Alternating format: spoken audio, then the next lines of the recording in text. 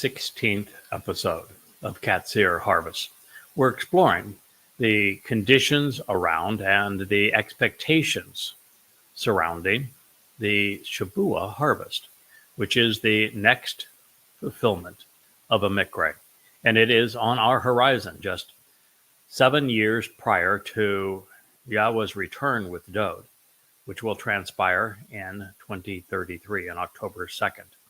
We subtract the 7 years symbolic of Shavuot from that date, and we end up with the celebration of Shavuot on the Shabat of May 22nd, 2026. And in our last episode, we recognized that this isn't a time for a vacation. Shavuot is a harvest, and that's the time when the harvesters go to work. God is expecting a great deal of us. He is trying to encourage us to roll up our sleeves, to go to work, to make a difference in the lives of his people. We have all eternity to vacation. Now's the time to go to work. And that really is the message of Shavuot. And as we considered the list of 8 individuals that Yahweh designated for Shavuot, about half of whom are women, about half of whom are men. Some half are Goyim and some half are Yehudim. This is actually a more favorable breakdown, both feminine, masculine, Yisraelite and non-Yisraelite, than we see much of any place else. So this is a time for us to work together, for us to be a family, for us to stop squabbling and focus on what matters. Because what matters is Yisrael. And even in the case of the Goyim, and they're really not presented as Goyim, they're presented as workmen and as ger in this particular analysis. These are individuals who are engaged on behalf of Israel. And that's who God is trying to equip to make a difference at this time. So if you're wondering what small thing that you can offer God that reflects positively on what he has done for us, especially what he is offering on this day, I'd bring a copy of the Torah along to read and recite, to listen to him. I was just making a comment on the feed to this Facebook page, and I was noticing there's a picture of a bunch of rabbinical types banging their heads against the Western Wall. And they had the gumption to put as the caption to this picture of them, all dressed up, and they're doing their head bobbing to the wall, and they're reciting their rabbinical prayers to say, Shema Yisrael, Adonai is one. I about barfed, and that's not good for the keyboard. So I restrained myself, and I pushed the keyboard back for a moment, gained, some composure, and wrote, that's not what he said. He said, Shema Israel, Yahweh is one. What right do you have to erase God's name? Why would you be praying to him when the very instruction you cited asked you to listen to him? Do you not know the difference between listening and talking? Why in the hell are you bobbing your heads against a stone wall that was erected by an anti-Semite who was put in position by Rome? You learn nothing. What do you think the consequence is of erasing Yahweh's name from your lives? You even call yourselves Yahud, and you don't even seem to understand the implications. Yahud, it is a compound name based on 2 names, Yahweh and Dod. It means Yahweh's beloved.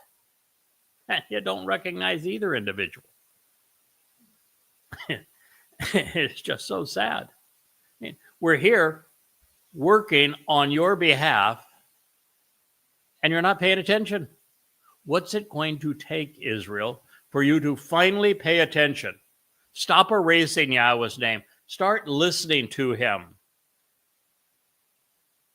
Oh, I have every confidence that Yahweh can accomplish whatever he sees fit, but I'm not sure that 8 individuals is going to be enough to get this one done.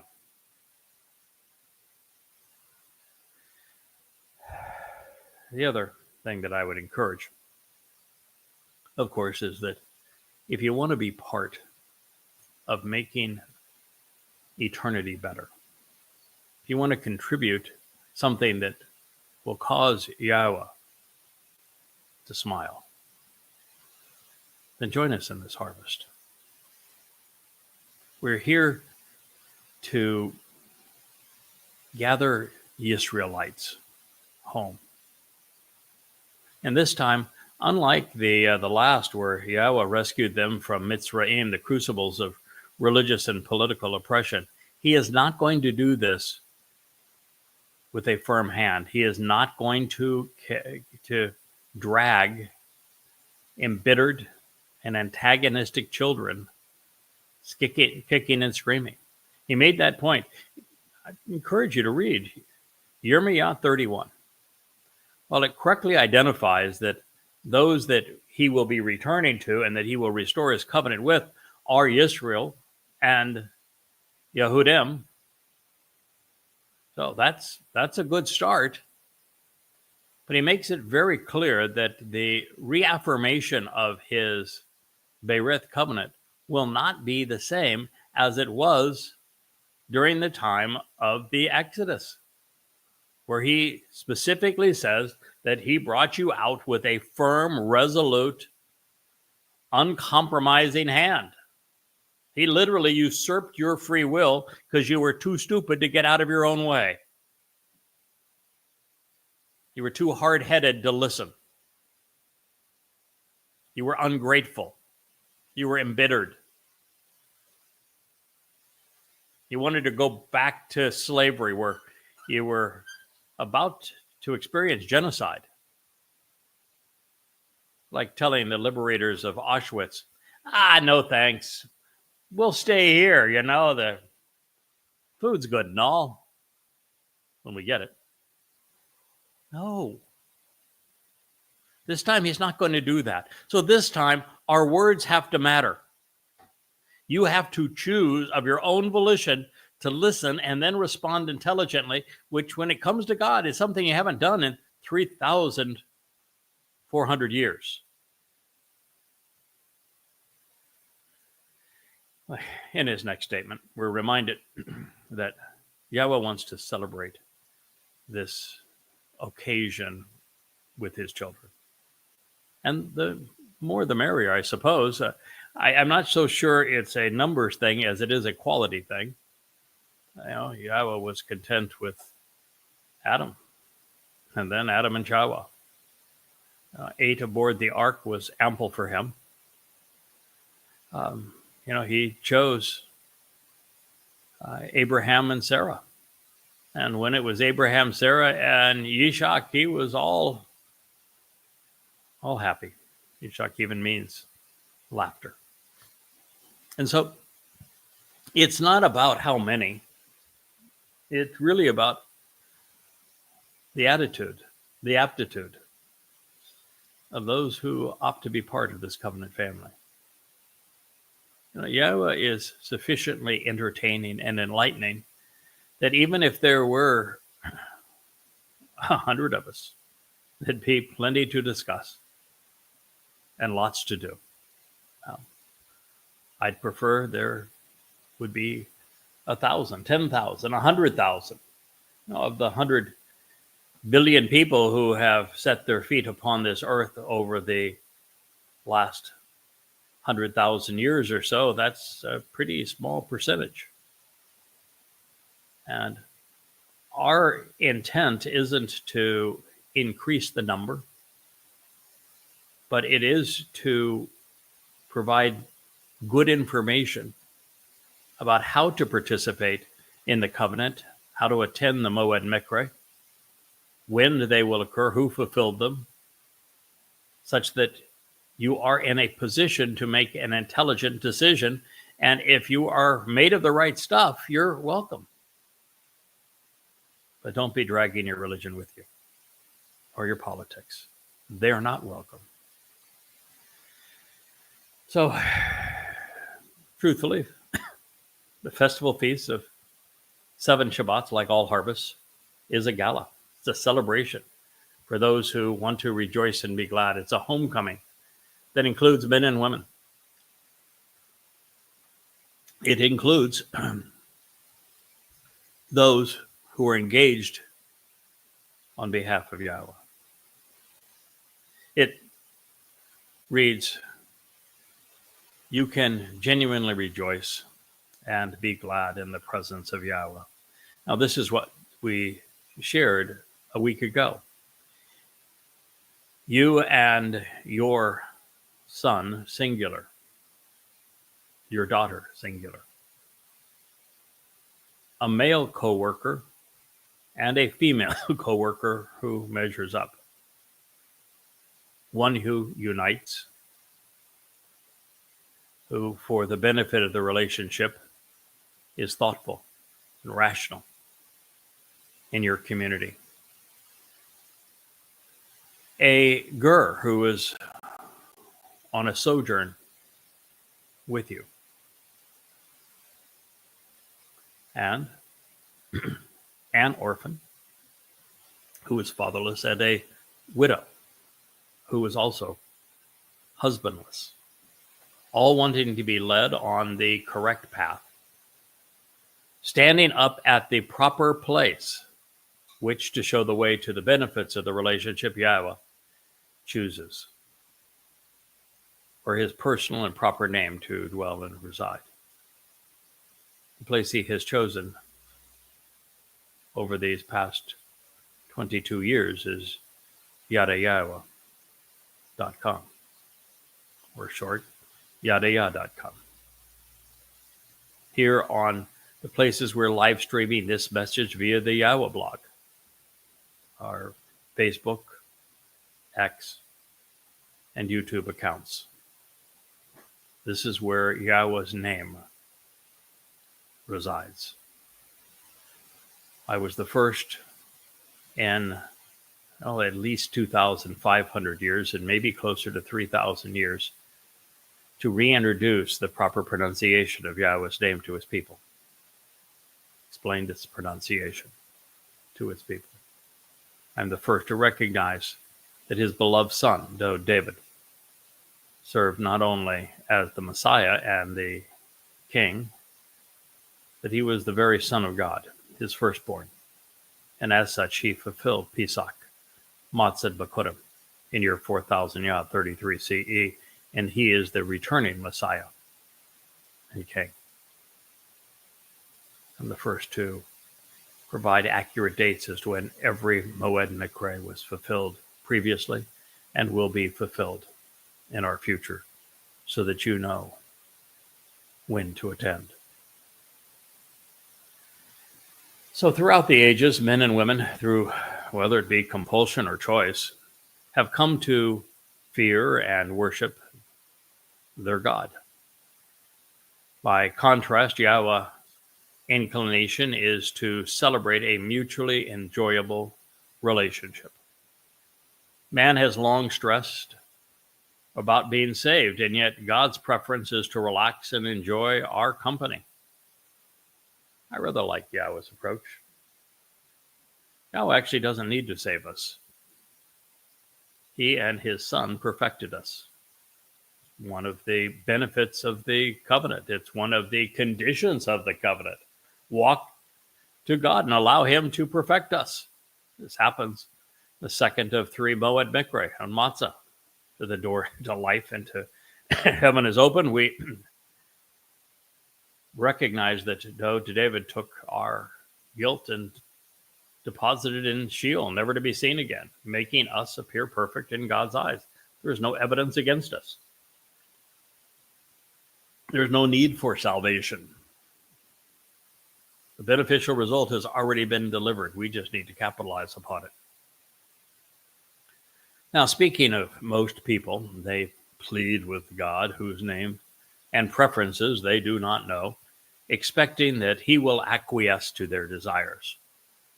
That is particularly pathetic, because Yahweh introduced himself to us and he shared his intent. There are many places of Yahweh's choosing, as I have hinted at previously, and most of them are related. With Adam, it was Eden. With Noah, it was the ark. With Abraham, it was the promised land. During the Yatza Exodus, it was the tabernacle. With Dod, it became Jerusalem. With Solomon, it was the home for Yahweh's name, often called the first temple. As a place, it is Moriah and Zion, that ridge line, and Jerusalem, Yehudah, Yisrael. But more than this, Yahweh's name belongs in his Torah, where Jews and then Christians erased it. It belongs and is stated among his Nambi, his prophets, within his Bereth covenant family, throughout his Mikre invitations to be called out to meet, and inside his Am family. Yahweh's name resides most dramatically through and in Yehudah, beloved of Yah. When we are in one of these places, mentally or physically, we are in the midst of the place Yahweh has chosen for his name to reside and remain. Yahweh asked his choder and then empowered him with his 7 Ruach spirits to compose a nesh, a sign, in which Yahweh's name would be proclaimed. And it is in all of these books behind me. You can see the name under which they are published. Yada means to know, Yahweh. And of course, at the YAHOWAH.com website, it's all there. Bold, powerful, irrefutable. I find it particularly poignant that the passage culminates with a reference to standing up at the place that Yahweh, your God, chooses. Father and Son stood up for us on Mount Moriah, ultimately enabling us to stand with them, camping out together for all time. Also, you'll notice that Yahweh introduced the all-inclusive nature of this team, if you will, and I'm not so sure all-inclusive really is the right term, but it was a reasonably broad-based assemblage of men and women. A son, a daughter, a male and female co-worker, a gur, someone who is sojourning with God's people, a loe, one who unites. Well, these are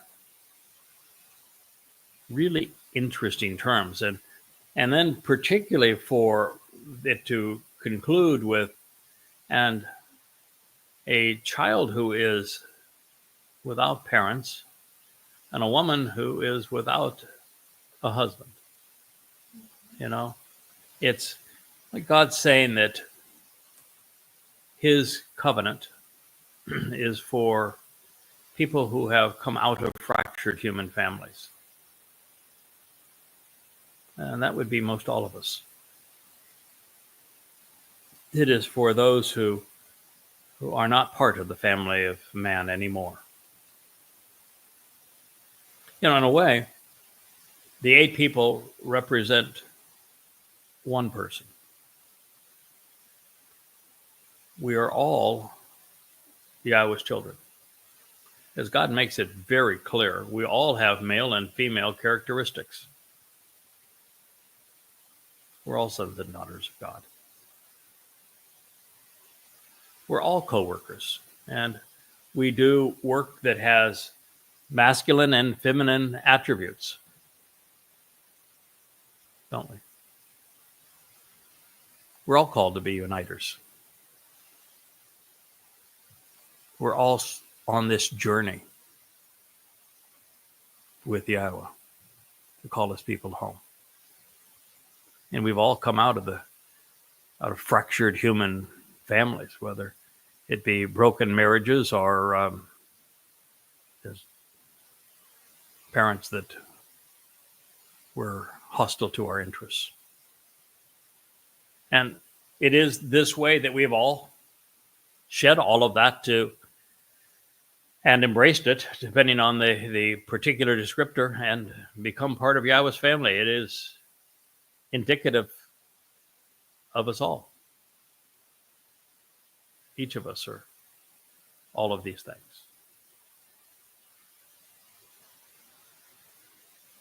The fact that Yahweh wants us to celebrate and be glad in his loving arms when he comes upon us.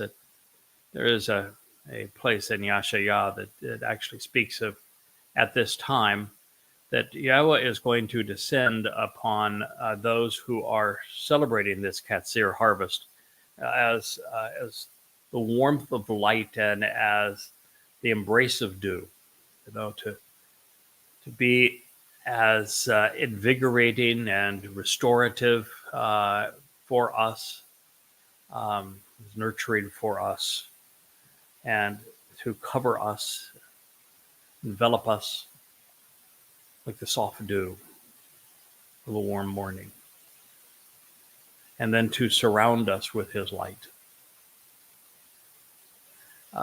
invigorating us, enlightening us, empowering us. Now, that's a wonderful picture of how many of us are going to experience Shabuah, so that we're re-energized and equipped to go to work, to do all we can to reacquaint Yehudim with Yahweh. And clearly, by God continually emphasizing, rejoice, be elated, be happy, celebrate, God's not looking for sourpusses. No. The children of Israel, as they were embittered through the Exodus, there's a reason that not any but 2 made it into the promised land. They were sourpusses. No sourpusses allowed in the ultimate promised land. The guy that was the most noteworthy of the whole, Koleb means all heart. He says, so what if they're big? So what if you think they're numerous? What does it matter? Since Yahweh is with us, who can be against us? What are you worried about? He told us he was taking us to this wonderful place. Let's go. Let's let go and trust Yah. He didn't see any obstacle. He saw opportunity. And I've gotten to the point in life where I recognize that God didn't say this was going to be easy. He made it clear it was achievable. And so when there are obstacles that are tossed in our way, they're just another opportunity to demonstrate that we've got what it takes to overcome them and prevail, to keep on going. Another chance to, I'm going to say it, to impress God. We've got gumption. Another, we've got backbone. We've got something that's so rare today. loyalty, that we're going to stick with God. Not just because every day is lollipops and rainbows, but because where we're headed is lollipops and rainbows. Well, apart from the persistent Islamic persecution of Christians and Jews, there are not many slaves currently in Egypt, although there are some 50 million of them worldwide. And yet, this message is universal, no matter the time, because most of us have had our liberty constrained, and it's going to be constrained ever more for Jews. And the more libertard progressives are empowered, the fewer liberties people are going to have. It's funny, they call themselves liberals, and yet they're opposed to liberty. Therefore, in the midst of this celebration, Yahweh would remind us of what he had done previously to engender our freedom. And freedom is a very powerful thing. One of the things that was so alarming to me one day to the next is how COVID-19 fundamentally changed the world. It was a virus that proved no more lethal than the flu. 1 in 1,000 people died from it that were infected by it. And yet, almost everyone the world over was willing to forgo their livelihoods and their liberty as a result of the fear porn and the government overreach, telling people what they could do, where they could go, how they could act. And so what I saw was how weak people are and how readily they will forego their freedom, even their livelihoods. I didn't think it was possible. And yet, there it is. And it's going to happen again and again as we move into the time of Jacob's troubles. And, now I realize that there is a religion that has enslaved 50 million people, almost all of them women, almost all of them sex slaves. A religion that has mutilated the genitals of 250 million little girls. A religion that inspired the savagery of 10/7/23 in Israel. A religion that was born to kill. And yet, the world doesn't seem to care. It was a religion that was funded based on the slave trade. No one seems to have the morality to stand up and say that's wrong. It shouldn't be allowed here.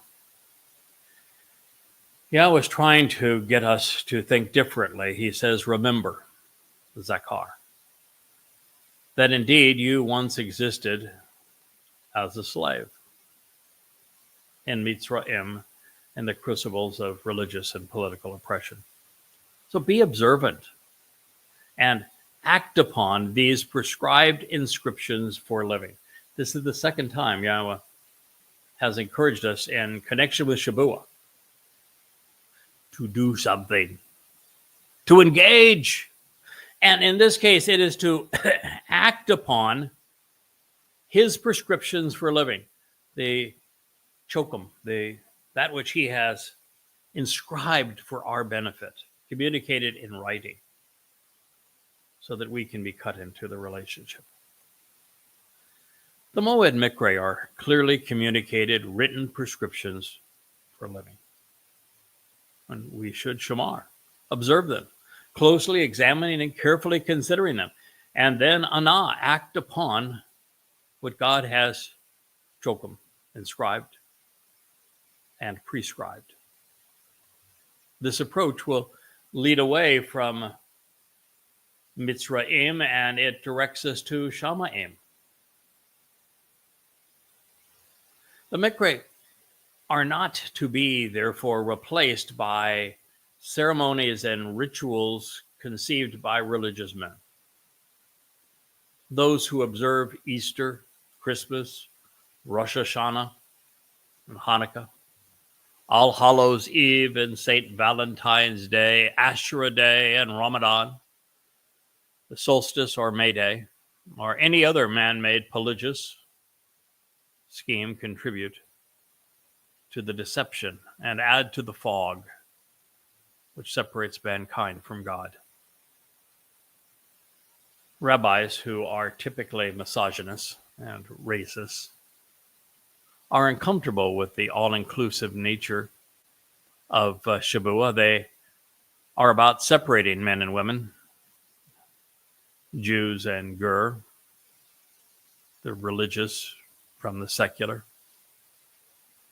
bringing everyone together on equal footing to work together for a common cause and acknowledge Yahweh's name in the process is the antithesis of what they desire. Therefore, they ignore everything that Yahweh instructed regarding Shavuot and replace it with the claim that it commemorates the time that Moshe received the Torah on Mount Horeb. And probably true. That the Torah was, at least initially, received during Shavuot. But should that be the case, what were the Jews doing at the time? You know, if you're going to be rabbinical and you're going to proclaim that Shavuot is not a harvest, it's not the result of Pesach, Matzah, and Bakurim, but it's when their Talmud was delivered, then are you willing to man up and acknowledge what you were doing at the time? I know. You should know. You probably do know. You want to admit it? We're down there building a goddamn idol, a golden calf. And what was Yahweh's response? Do you recall it? To this outward expression of religiosity, what did God say to your religion then? Yeah, the earth swallow you, didn't he? What do you think he's going to do when he confronts your religion now? Do remember that he said he was consistent, that he doesn't change, right? So I'd be really careful if I were a Jew saying that Shavuot is the dates celebrating your oral law, which you now call a Torah, wrongly, but is actually your Talmud, which of course only dates to, in the Jerusalem Talmud, to the 2nd century CE, and the Babylonian Talmud to the time right around 500 CE. Yeah, they don't go back very far, do they? And while we can speculate that this occurred, and I think that the first day is probably true, and it was a hellish experience for Yahweh to watch his people do this. And of course, Moshe was so angry and went and broke the first 2 tablets. And by the way, God did not say, I wish you had been more restrained, more reserved, more accepting, more tolerant, less angry. No, he wiped out those who were so offensive in their religiosity, and he simply scribed a new set. Looking forward to seeing them because they're in the Ark of the Covenant, and I was going to raise it very soon. Now, even though I suspect that part of that is true, it does miss the point. If we want to enjoy Yahweh's company, we must zakar, we must shamar, we must shashah, we must remember, we must be observant, closely examining and carefully considering what Yahweh has shared with us. And then we must shashah, act upon it and engage in what he revealed.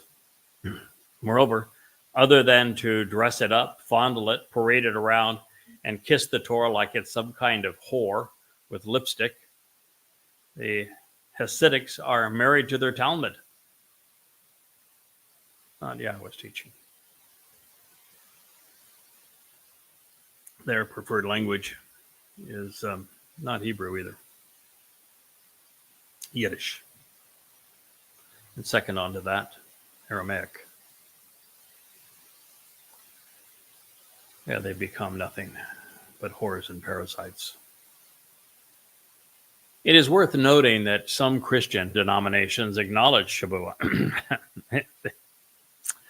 The only mikveh so honored. Unfortunately, they do not know its proper name or its significance of its title, and they celebrate it on the wrong day, choosing the counterfeit of Pentecost or Whitsun instead.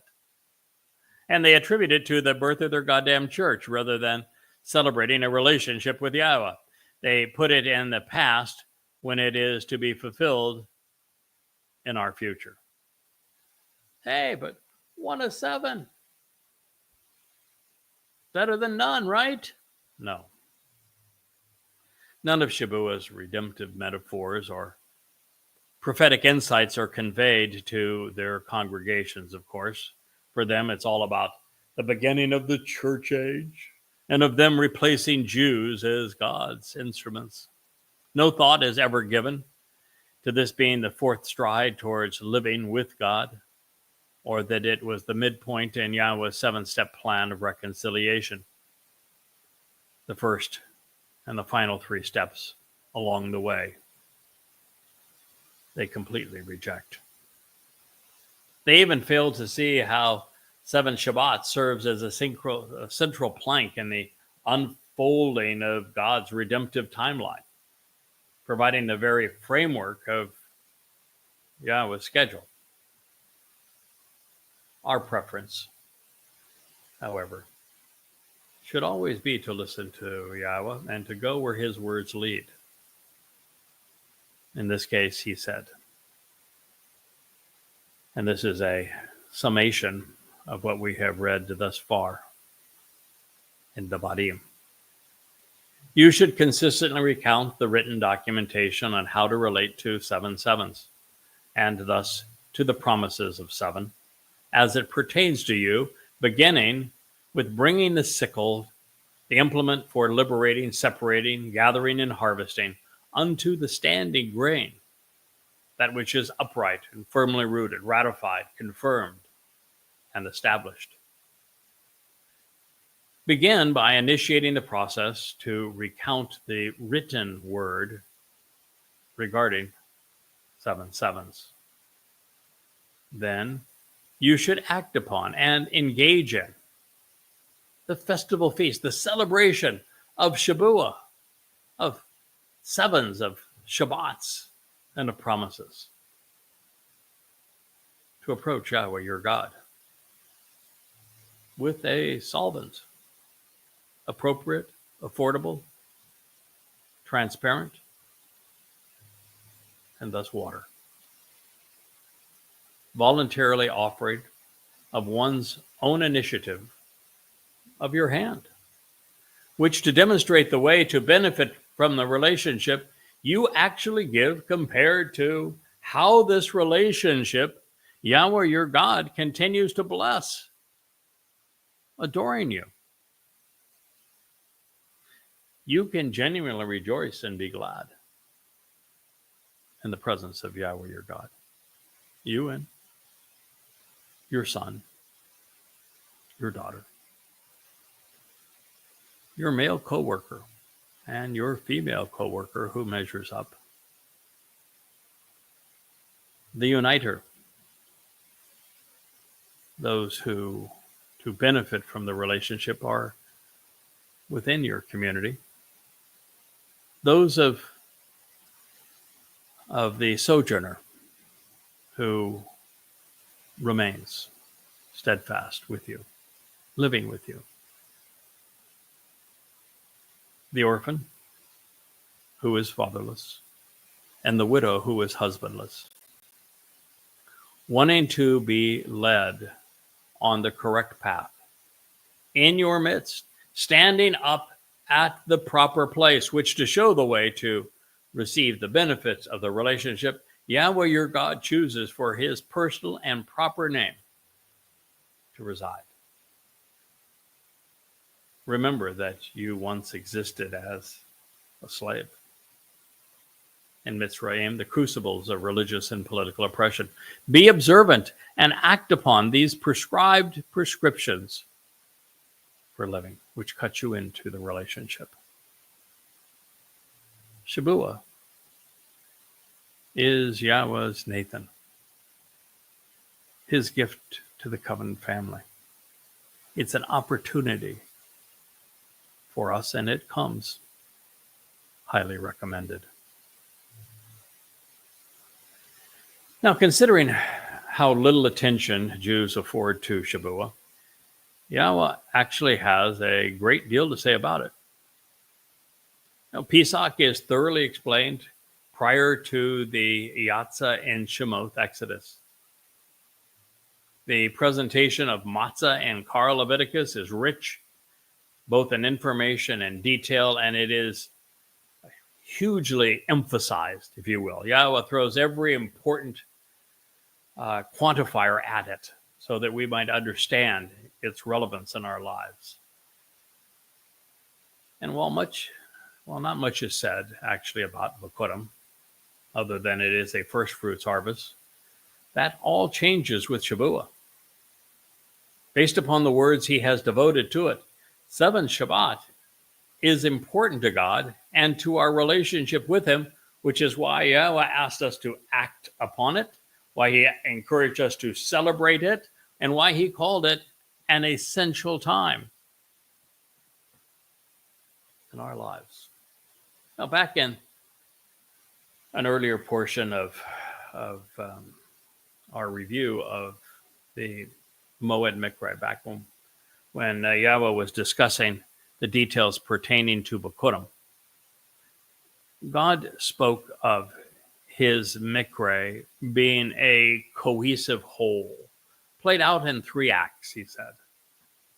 So to establish the proper context for what follows, and by way of reinforcing what God said so that we can do as he has asked and remember, this is that section from Shemoth, which means names.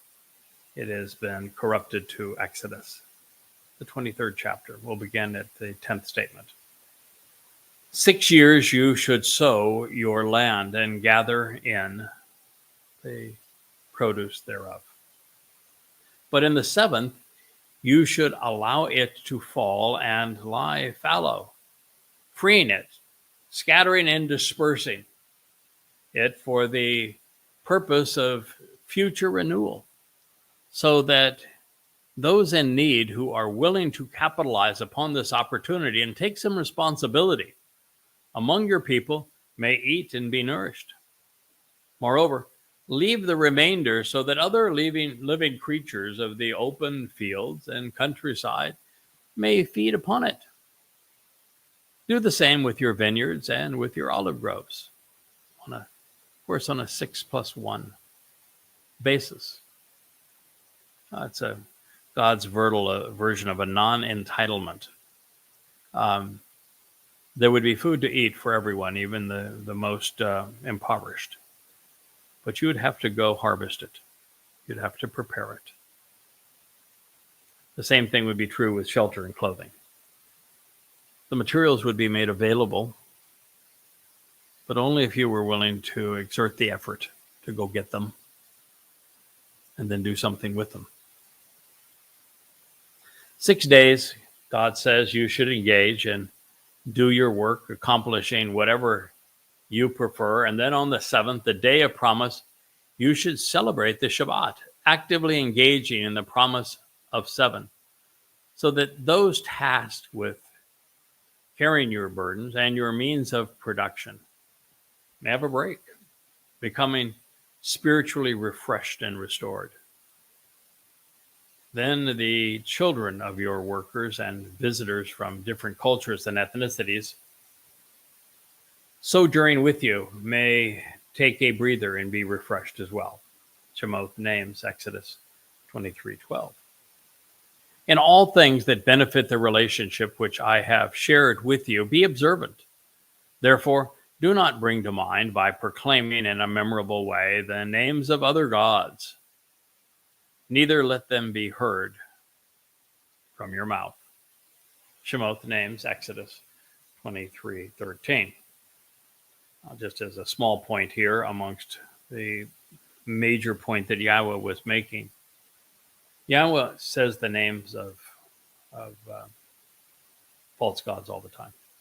Baal, the Lord, happens to be one of them. He uses Asherah, which is the mother god. He speaks of Tammuz. And so God's instructions weren't to say these names because they need to be said, just like Jesus Christ and Allah. They need to be said and renounced.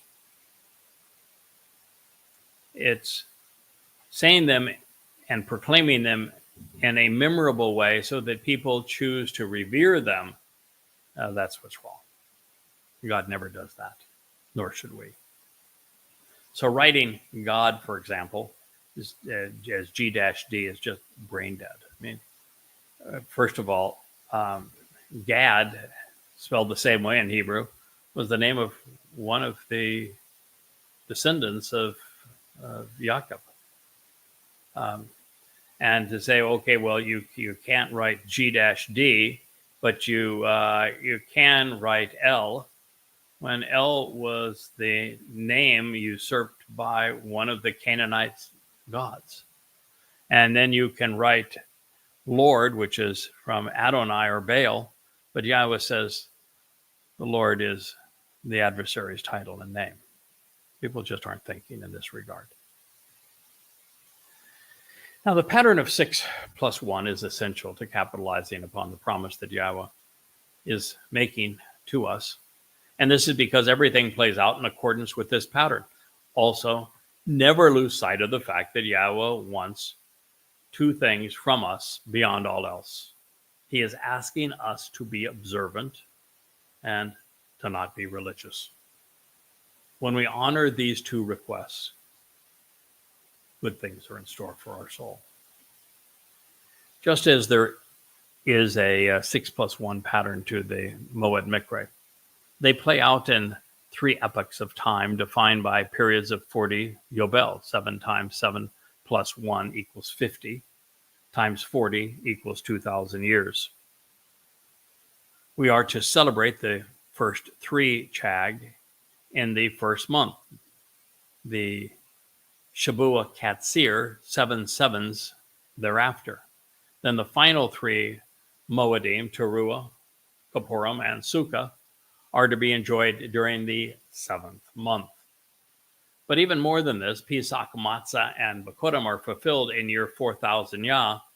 The Shabuah harvest will transpire 7 years before year 6000 Yah, which is the last 3 Mikre will be observed. The pattern repeats itself every year and then plays out over the millennia. Now, following this pattern is how we're able to set the dates of Shabuah, the Shabbat of May 22nd, 2026, Towrah, the Shabbat of September 23rd, 2033, at least the evening of it. The following day will be the sacrifice of the Adamah Parah. Kippurim, sunset, 6:22 p.m. on October 2nd, 2033, and Sukkah is the Shabbat of October 7th, 2033, to be fulfilled on that dates and that timeline. There's even some celestial fireworks in store for us in this regard, and that there'll be a full solar eclipse on Towrah and a full lunar eclipse on Sukkah of this year.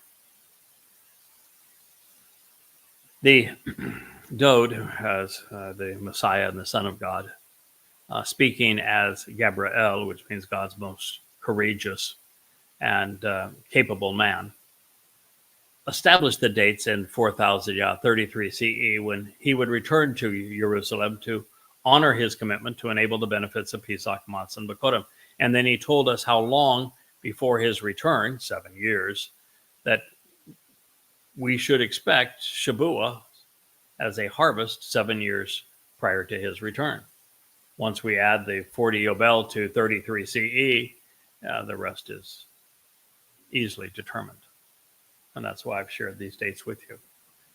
Before the conclusion of this presentation, we will consider what Dode, as Gabriel, God's most courageous and capable man, had to say about when he would fulfill Chag Matzah, and then when Shabuah would transpire. So continuing with God's overall presentation, his framing of the issue, if you will, of the Moed Mikre, he continued in Shemot, names, Exodus 23, with the following. 3 times you should be on your feet during the festival feast to approach me each year. On your feet means ready to go. You know, you're not laying down as, this is siesta time. Means you're ready to engage. You're ready to go where Yahweh needs you to be. The Chag celebration of matzah, unyeasted bread, you should observe, closely examine, and carefully consider. 7 days you should actually and consistently eat bread without the embittering fungus and the continuous nature of yeast. Contentious nature, I should say, of yeast. Representing religion and politics, of course. Do so in a manner that is consistent with the way to receive the benefits of the relationship which I have instructed you, approaching during the eternal witness of the appointed meetings in the month of Abib, the first month of the year, during the spring when barley is still green and growing. Abib. Indeed, in it you were removed and came forth, delivered and withdrawn from Mitzrayim, the crucibles of political and religious oppression. Therefore, no one will appear before me without reason or cause, without what is expected based upon what has been fulfilled. Now, it's worth noting that Chag Matzah is analogous to the Yatsa Exodus from Mitzrayim. The beneficiaries are released from the malignant control and the caustic influence of man's ungodly contrivances, religion and politics, militarism, and the caste system. When we come out of religion and politics with Yahweh, through the Mikre, the stigma and stench are removed. And we are immortal, perfected, adopted, enriched, and empowered. This all serves to bring us home by way of the Qatsyr harvest of Shabuah, where we genuinely go to work to express the promise of 7.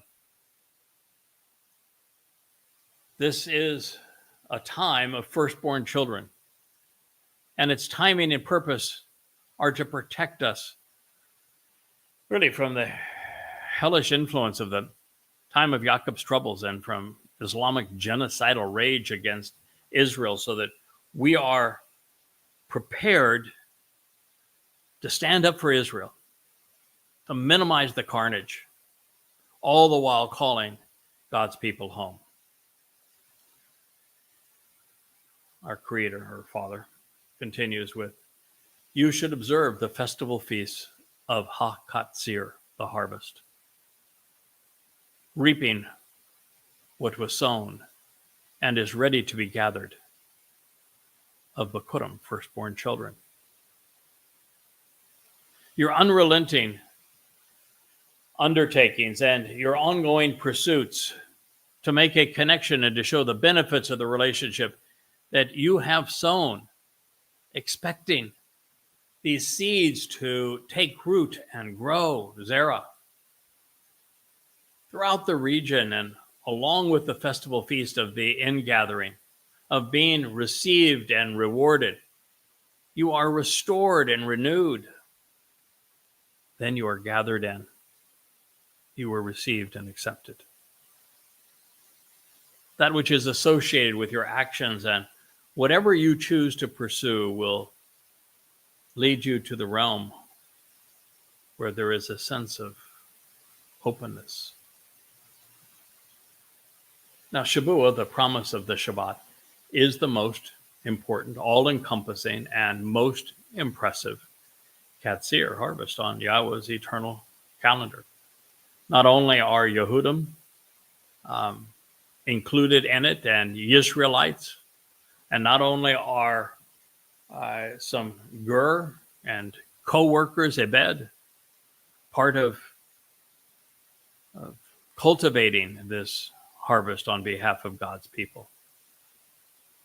From Yahweh's perspective, these are his best and brightest, at least of his children at this time. Those brought home on this day, those enabled by God to bring his people home at this time, will all have capitalized upon what has been done in the preceding, better part of 2,000 years. They will have read, of course, the prophets and what they wrote, starting with Moshe and continuing through Malachi, processing it all to embrace the conditions of the Bereth family, while accepting the Mikra invitations, aware of our Father's name, appreciative of what his son, Dod, has done. We will have to have their backs, Israel's backs, because they'll be up against the proverbial wall that we began this program. There'll be no one else to turn, and we need to make certain they know that Yahweh is there for them, and that Dod will soon return to them.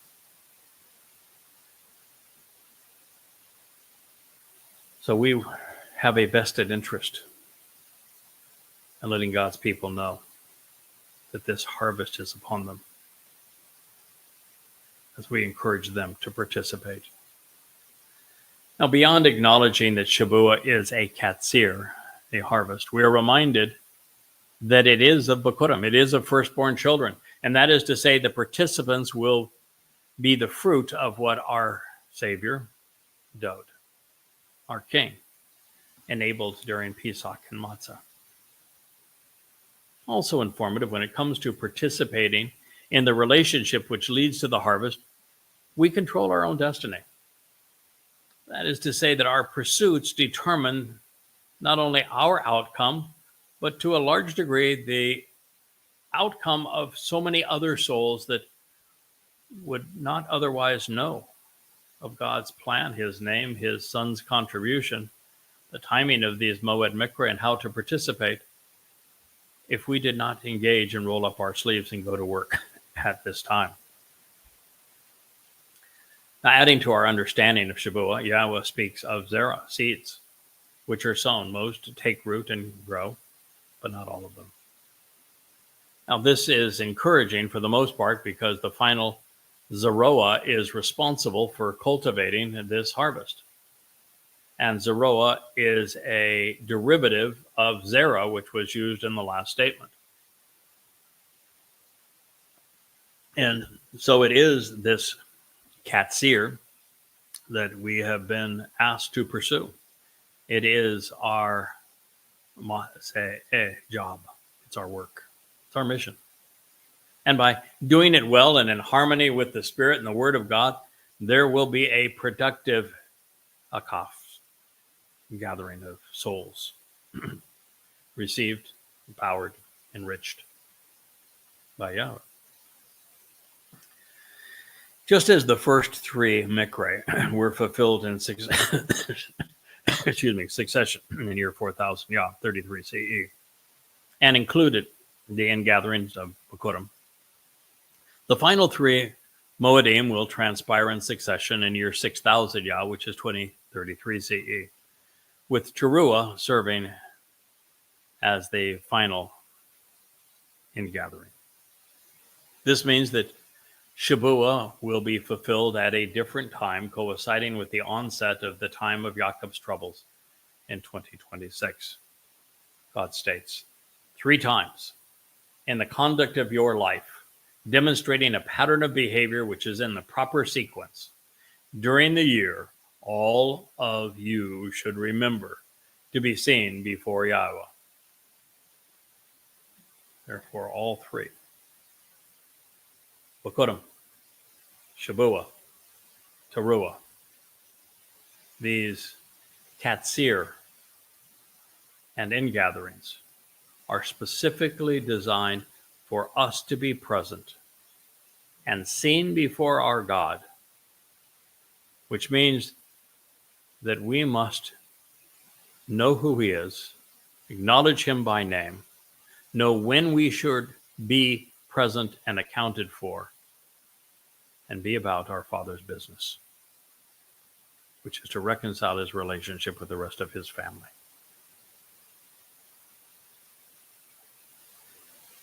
Now, this affirms that a harvest of souls is an essential component of the spring, early summer, and fall festival feast, and that we should enjoy reaping what we have sown. And the spring, this ingathering of souls, is Bakudim, or firstborn children.